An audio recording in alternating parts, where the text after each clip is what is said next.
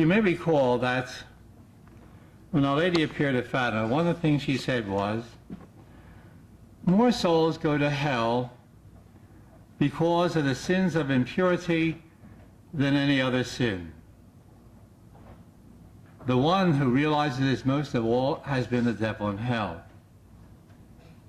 And he has been doing everything in his power, especially the past 40, 50 years, to get as many people as possible to get involved with sins of impurity. And he's used the most clever methods. Let me give you just two of them. Very few people are well aware of the influence of pornography on the internet. At present time, here in the United States, there are 4.2 million pornographic websites. 4.2 million pornographic websites. Why so many? Because they generate so much money. According to some of the studies I've gone over, pornography in this country makes more dollars than all the baseball, football, basketball franchises in the country.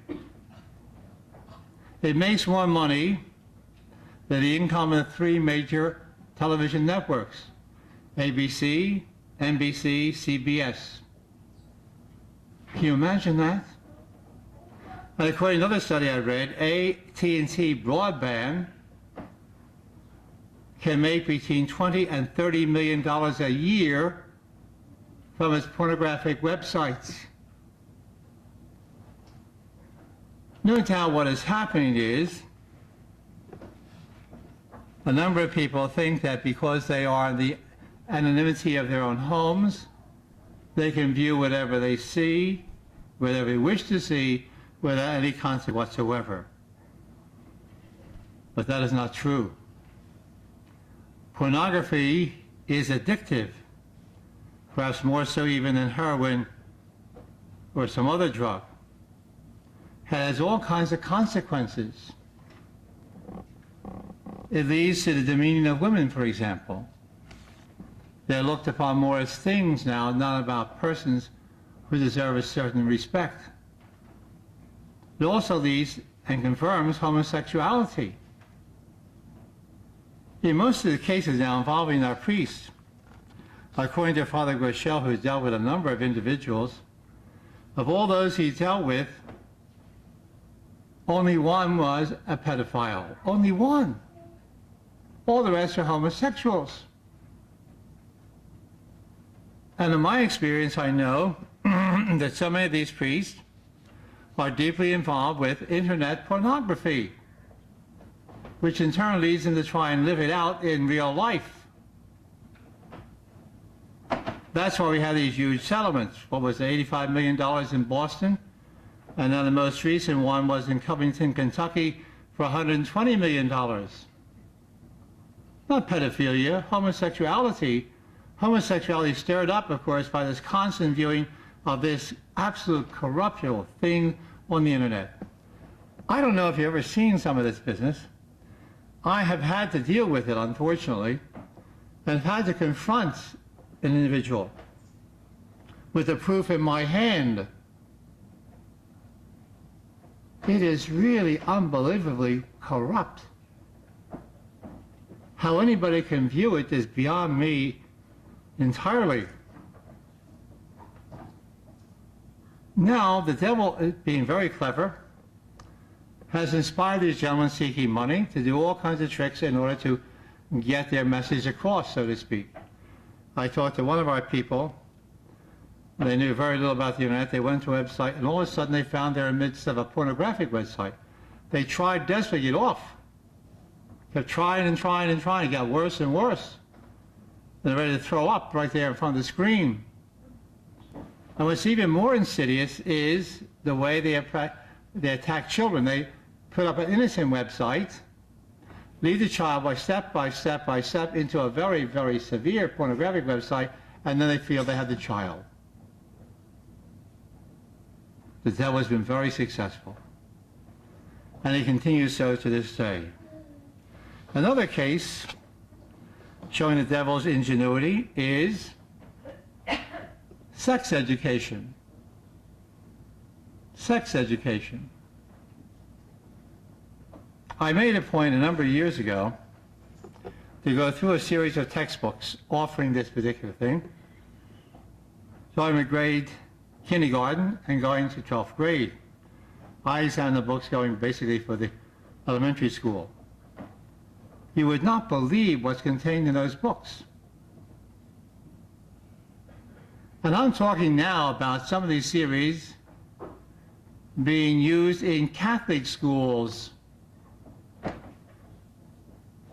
In Catholic schools. As the English author Peter Hitchens has said in an article, We Reap What We Sow, if the schools gave lessons in shooting and then handed out to the kids free pistols and bullets, you might expect to have a lot of gunfire in the streets, because stupid ideas have stupid consequences. And the same thing happens in sex education. You keep telling this to children over and over and over and over again. Is it any wonder we have so many pregnancies outside of marriage? Is it any wonder so many marriages break up? When they think it's nothing but a business of plumbing? How then do you contradict this? It's by devotion to our Blessed Lady. First, parents should be very careful about what their children see on the internet. Some sites seem at the very beginning very innocent, and they end up being far from innocent. Sex education, parents need to read the books. Go over the books very carefully. The whole point behind sex education is very simple. It was expressed by the former head of Planned Parenthood, who formed a corporation called SECA, Sex Information Education in the United States, to beget future patrons for their clinics. He actually said this. And their point behind sex education is this: to rob the children of their innocence and their purity. And once their innocence and purity has been robbed from them, stolen from them, taken away by force from them, by clever force, how do you ever regain it?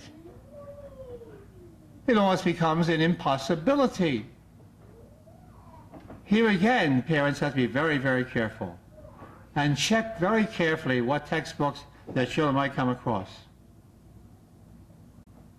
The answer to both, of course, is devotion to Our Lady, because she is the essence and the example of purity.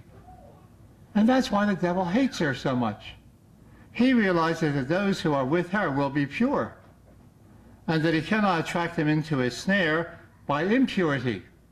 So I say to you, keep this very much in mind. Another thing that comes to mind is very simply this. The devil has been extremely successful, especially during these past 40 years. And because of all these various snares he has set for our people, what has happened to our Catholic Church? What has happened to our priests? What has happened to our sisters? What has happened to our lay people? As a consequence of these tactics of the devil, so many of our people have lost the faith. That's why, in great measure, mass attendance in this country now is down to, one poll said, what, 17%? The devil's got them.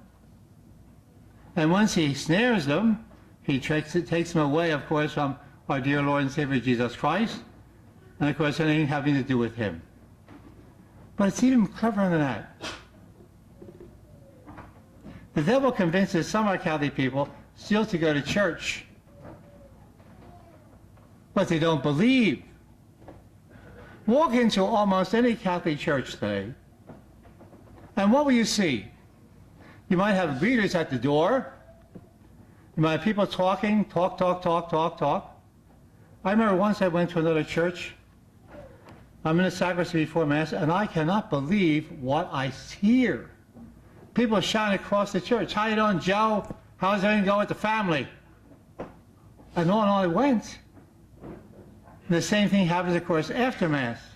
So how can they possibly believe that Jesus Christ is truly here in the tabernacle?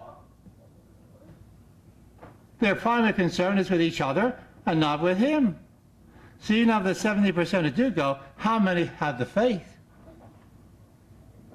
I hate to be put against the wall and ask the number, for I fear it would have to be very low. In any case, the answer here is, of course, devotion to our Blessed Lady. If you stay close to her, make sure your children stay close to her, then you have the defense you need to ward off his various attacks, no matter how clever they may be. And if you're not with her,